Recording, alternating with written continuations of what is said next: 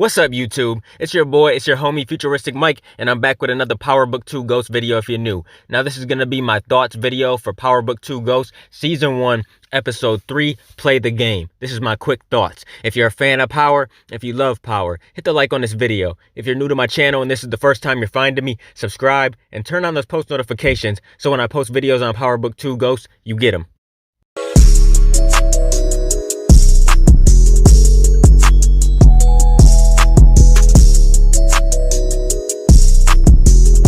Now, this was a solid ass episode. I'm just trying to decide if I like this one better or episode 2 better. I don't know which one I like better, but this episode was still good.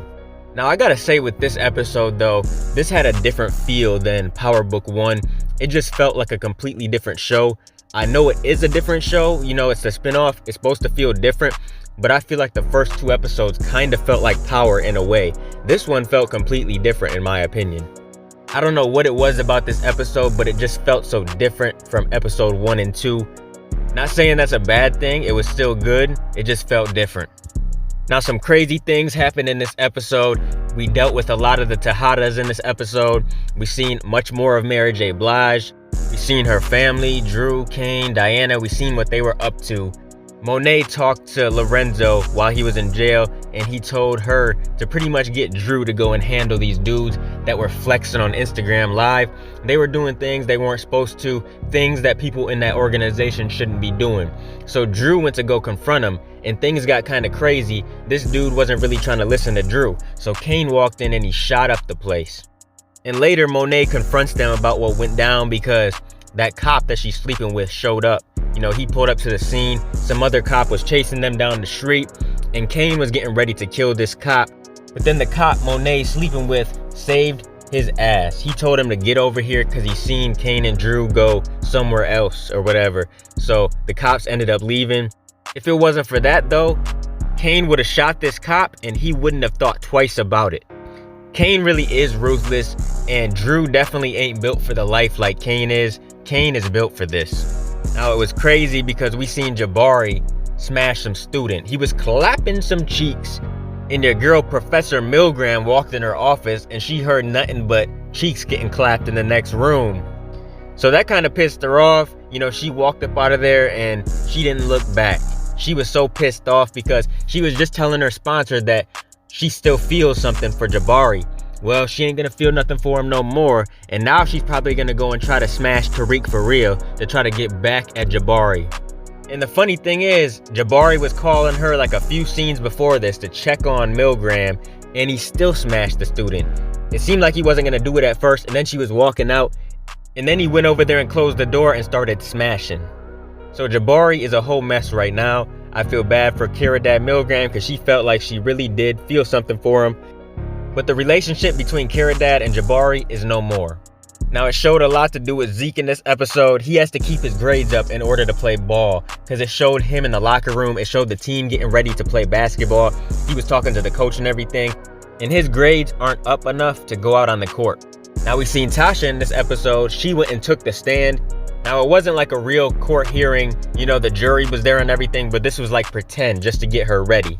She was up there speaking her truth, and then Tamika came in there, and Tamika was breaking her down. Everything Tamika was saying, Tasha had nothing to say, because Tamika is one good damn prosecutor. She really is. She really puts it on the people and makes them not know what to say. So Davis McLean actually asked Tamika if she wants to join the team, and she declines. Now, it finally showed Lorenzo in this episode. It showed him in prison. Then it showed Monet visiting him in jail. You know, they got to spend a little bit of time together. But we can see that this dude doesn't play games because he calls Tasha at the end of this episode. And let's just get right into Tariq and Monet. That's what I'm pretty much going to talk about. I'll save everything else for the recap.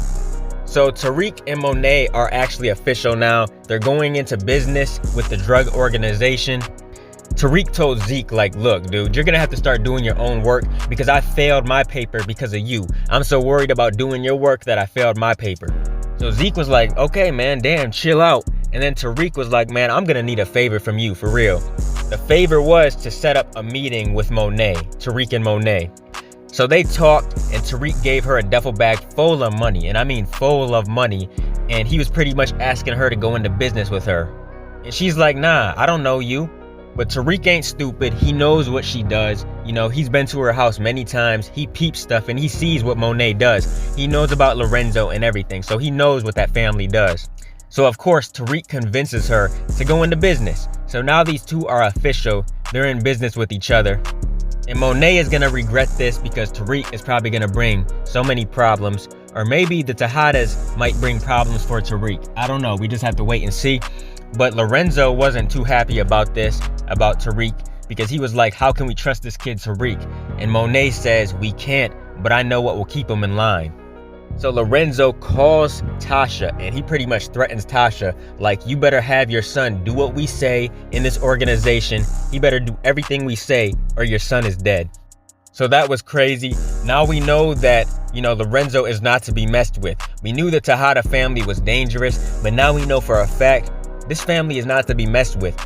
Lorenzo will kill Tariq himself, or better yet, he doesn't even have to do anything. He'll have somebody else on the outside do it because he has goons on the outside to take care of his dirty work. So they will kill Tariq if he gets out of line. You already know that Monet is not scared to have Kane or somebody else kill somebody. So they will kill Tariq. You know, I think this might end bad for Tariq. I'm not sure. I don't know if they're planning on having Tariq go multiple seasons or what. But I don't think this is going to end too good. We're going to see a lot of tension and a lot of controversy between Tariq and this family. I'm not going to go into anything else. I'll save that for my recap. I just wanted to give you all my quick thoughts. But Monet and Tariq are official now. They're officially in business, and it's going to be exciting to see what comes of this. You know, I'm interested to see what's going to happen next. So Tariq, my boy, you better watch your back. That recap will be coming very, very soon. I think this was a solid episode. You know, the next episode looks even better because Monet introduces Tariq to the family as a new business partner. So I can't wait for the next episode. Keep supporting your boy, and I'll be continuing to bring y'all Power Book 2 Ghost content in the future. Make sure you guys like, comment, and subscribe, and smash that notification bell so you can never miss a video. Let me get out of here, y'all. It's your boy FuturisticMike, and I'll talk to you on the next one. I'm out. Peace.